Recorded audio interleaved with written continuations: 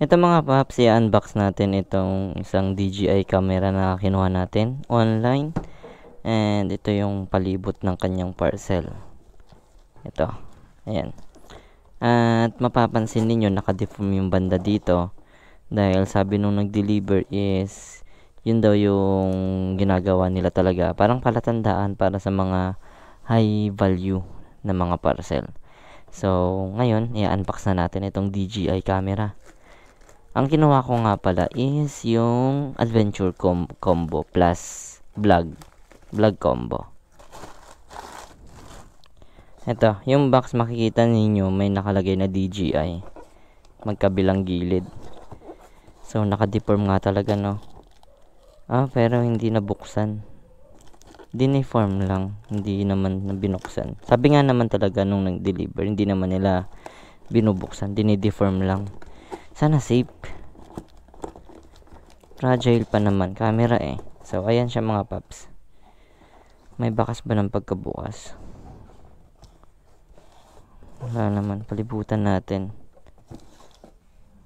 Wala naman, no? Hindi naman natanggalan ng tape.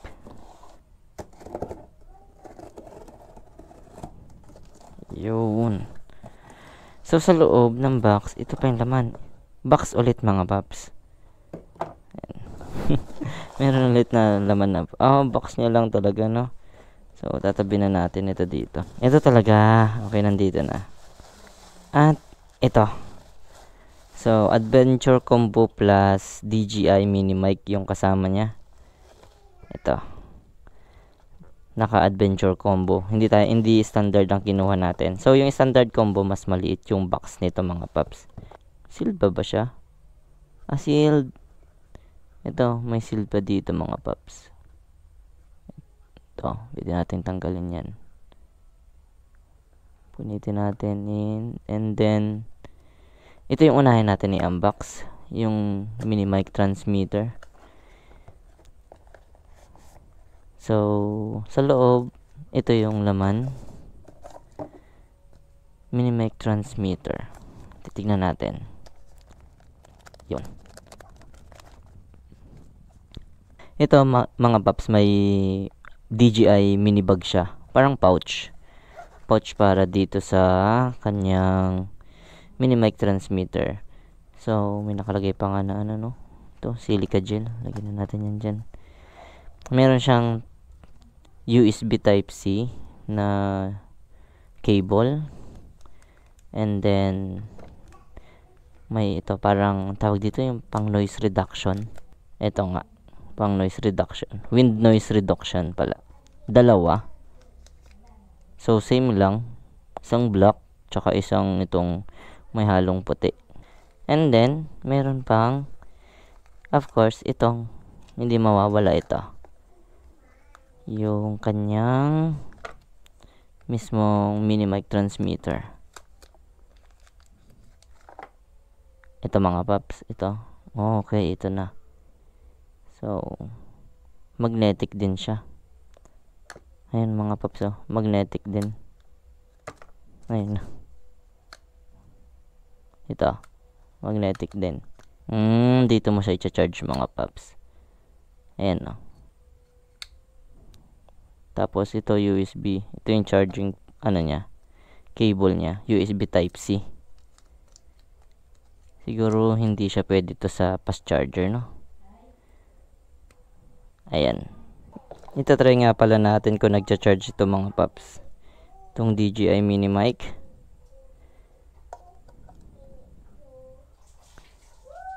Paano malalaman? Ayun, okay. Nag-green. So, umiilaw ng green, ibig sabihin charging. So, I think full charge naman kasi green naman yung ilaw, no? Okay, ibig sabihin gumagana. So, next tayo. Proceed tayo sa mismong DJI. Itong main natin. Osmo Action 4 Adventure Combo. So, ang laman nito mga paps, sinaasahan ko na is 3 battery tsaka battery case. And then yung unit mismo. And I think alam ko meron ding yung stick na 1.5 meter o 1 meter. Pero ang cute ng pouch, no? DJI talaga. As in, ayun, nakalagay dyan, no? DJI, kung nakikita yan. Yan, kung nakikita sa camera. So, ang gamit na pinagpipil natin is GoPro 7 Black. So, we're going to unbox this. Silyado naman may balot pa ng plastic.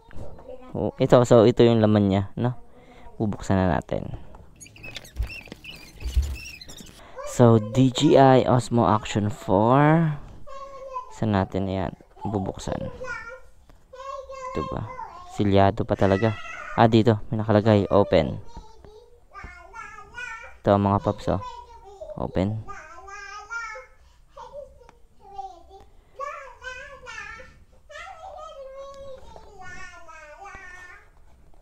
Yun, oh. So, dito sa kaliwa natin, nandito yung Osmo Action 4. Dito nakalagay yung mismong camera. And then, dito sa right side is accessories niya. So, malamang na dito kanya yung mga batteries tsaka battery case. And, meron pang laman itong box. I think ito yung selfie stick. Ito yung laman ng loob ng box. Wala na. So, ayan. Hindi siya madulas mga paps, may kapit talaga. Ang ganda ng grip dito. Ayan. So, 1 meter ba to? Siyempre tanggalin na natin ito para maporma. Ayun. Tanggal na natin. At siguradong magagamit ito. Next, buksan natin ang kanyang accessories. So, yung accessories mga paps, makakita tayo ng Type-C to Type-C Type-C to Type-C cable. Ito. Malamang gagamitin ito sa pag-charge ng unit. And then, meron ding magnetic mount. Ito, yung quick release. Quick release magnetic mount. Isa. I think dalawa to. Meron pa yan. May kasama pa yan. Silica gel. At ito, meron ditong battery case. Pwede na din tayo mag-charge ng battery ng DJI dito.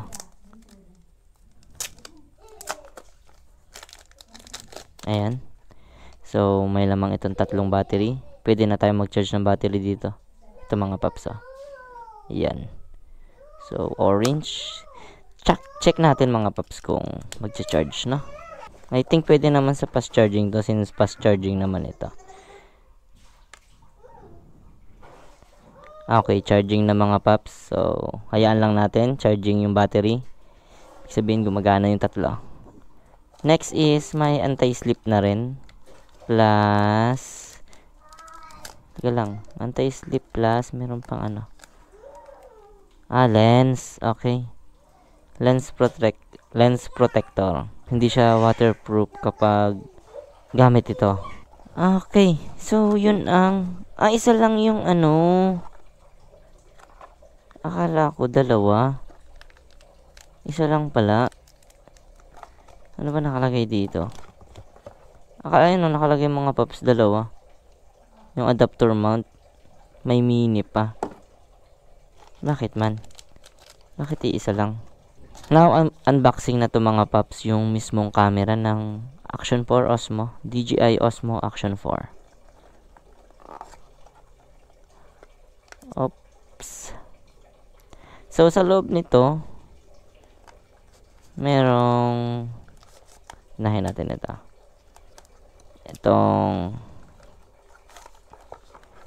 Ito, protective case niya.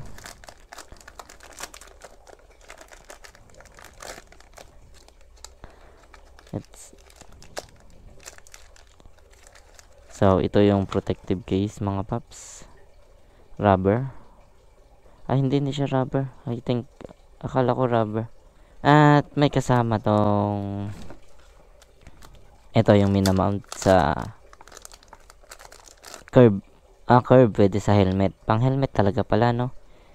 Sa harapan ng helmet, mas maganda. Ayan, ginaganyan. So, hindi ko pa na-try, pero siguro naman matibay ito mga paps, hindi mahuhulog, no? Since DJI naman ito. Tapos, mayroon dalawang itong screw na, syempre, pang-screw dito, pang-lock natin sa ito, dun sa quick release mount. Ito may, okay, dalawa nga, no. Dito sa kabila pala nakalagay yung isa. Ito mini. Ito siguro yung mini, no. Ito mga paps, yung mini. At dito meron siya. Okay, magnetic talaga mga paps, oh. Yun lang, hindi ko na alam paano tanggalin, no. Ang tibay. Ayun, okay. Dito. Pipindutin mo lang pala mga paps sa gilid para tanggalin yung quick release. Dito mga paps, oh. Pipindutin mo lang para matanggal. Ayan, oh. Tapos magnetic pa yan, no. Bumabalik yan, no. Kailangan mo talagang hilahin. Next, proceed tayo mismo doon sa unit. Ang gulo ko mag-unbox. Ang kalat, no. Hindi, ang purpose ko rin nito mga paps, hindi ko rin kinakat yung video para sa, di ba kapag may problema, may video na uncut, may ma-send sa seller kung defective naman yung nadalang unit. So, this is the Action 4 camera.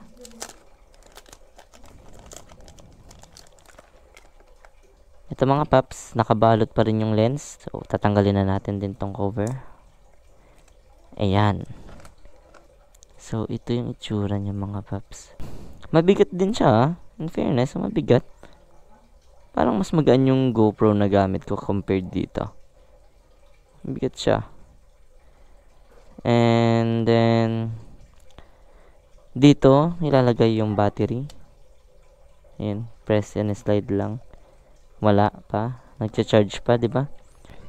Memory card. Ayan. Diyan nilalagay yung memory card. Yan. Tak. Save na yon. So, dito yung minamount yung isang camera mga paps. Dito sa wide quick release niya. Ito. Dito siguro yung charging niya. Ayan mga paps. Dito. USB Type-C. USB-C. And this is power button. Of course, wala na siyang wala siya yung screen na tinatanggal. Ito na talaga. So, susubukan na natin. Tatanggal tayo ng isang battery dito para masubukan. At diretso lang yan, charge lang natin yan. Then, ganyan. Push lang. Hindi nga lang natin malagyan pa memory card kasi gamit natin yung memory card dito sa GoPro. Hindi ko makita yung dati kong memory card kasi, no? Yun, nag-tuck naman, ibig sabihin safe na. Ang bilis niya lang, no? Ang bilis niya lang i-lock, ang bilis niya lang din isara. Ang bilis niya lang din buksan. And then, ito. Ito yung switch. Oh, ang bilis. Di ba ito, bago nga talaga, no? Of course, English ang gamit. Skip 5 times remaining. Pero, wag na natin skip. Diretso na natin ito mga paps. Scan lang natin. Scan the QR code. Download Android APK. Dire-diretso lang.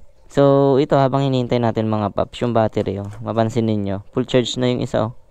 Ang galing. Ayun, kulay green na eh. Ibig sabihin full charge na. And then, tapos na. Open natin. Open lang ba? Ito siguro next natin. Open. So, another few minutes na naman ang hintay natin. Okay, mabilis lang. Seconds lang pala mga paps. Ayun. Seconds lang pala. Okay, now. Nandito na. Hindi ko nga lang alam paano i-connect, no? So, paano yan? Enable Bluetooth on your phone. Okay. Kailangan naka-open yung Bluetooth. Connect natin. Ayun, tama. Kailangan lang i-open yung Bluetooth mga paps. Osmo Action 4125C. And connecting natin. So, 7015. Accept lang natin. Of course, agree. Activate. A few moments later. So, wala pa siyang SD card. Hindi pa siya matry kasi wala siyang built-in. Kasi wala siyang built-in storage mga paps. Hindi katulad yung latest ngayon na Osmo Action 5 Pro. May built-in storage na siya. Kaya hindi ka mabibitin kahit mapuno ng SD card. Hindi natin kinuha yon dahil wala, yung video resolution nito mga paps, walang pinagkaiba sa 5 Pro. Ang pinagkaiba lang nito is mas maganda yung photo. Kumbaga pag magpipicture ka is mas maganda yung resolution. Pero sa video, walang pinagkaiba. Lahat ng feature ng video is parehas na parehas specs. Pero pagdating sa diving is mas lamang naman yun. Pang 20 meters kasi yun, install natin. And connect. Ito, pang 18 meters yun, pang 20 meters. And mas matagal yung battery life nun. Ngayon, update in progress. Wait 2 minutes. So, ang tagal, no? Yan lang naman yung pinagkaiba nila mga paps. Wala na akong ibang malaman na pagkakaiba nila. Ano pa ba? Pagkakaiba ng 5 Pro sa Osmo Action 4. Kasi same sa video eh. Hindi ako mahilig mag-take ng photos. Kaya hindi ko kinuha yon. Pero mas mahabang battery life nun. Kasi 1,950 mAh, milliamperes pa tawag doon yung mAh. Ito is 1,700 something. Pero konti lang diferensya. Pagdating naman kasi kaya pinili ko ang DJI mga paps. When it comes in battery life, mas matagal. Compared sa GoPro, walang 1 oras kapag nag-high resolution ka. Low bat and ang bilis uminit. Ito hindi mga paps oh. Saktong init lang. Medyo mainit nga lang dito sa harap. Ito makikita may screen din pala sa harap mga paps. So ito siya. Hindi tayo makapag-take ng walang memory card eh. Ayan no SD card. When it comes sa photo, hindi siya ganun ka HD no. Hindi ganun kalinaw. Hindi katulad ng GoPro, sobrang linaw. Pero tagilid nga lang talaga sa battery life. Dito sa video tayo. So 1080 tap to set stabilization. Rocksteady plus. Yan, horizontal balancing. Horizontal steady. Dito, aralin pa natin setting. Dito lang tayo sa rocksteady. And then sa 1080 up to 120. 240 FPS siya, no? Pwede. Usually ang gamit ko kasi 60 FPS. Pwede naman mag 120. Masyadong mataas na yan. Tapos pwede tayo mag 2.7. So sa 2.7 siya sa resolution hanggang 120 FPS lang. Mas mababa na pagdating sa 4:3. Mas mataas siya dito sa 16:9. Sa 9:16 ganun din. Bilaligtan mo lang 16:9 tapos may 4K 16:9 hanggang 120 FPS din. At sa 4K hanggang 60 FPS siya. Pero sobrang linaw na nitong 4K no. Wala ka nang maggagawa ng film. Dito lang tayo kadalasan. Okay na tayo sa 60 FPS. So that's it for today mga paps. Tonight pala, pag shutdown, press and hold lang naman itong power button. At ang bilis niya mag-shutdown. Eto mga paps, okay tagal natin ginamit yung unit. Sakto lang yung init niya. And that's it for unboxing our new action camera, DJI Osmo Action 4. Thank you for watching.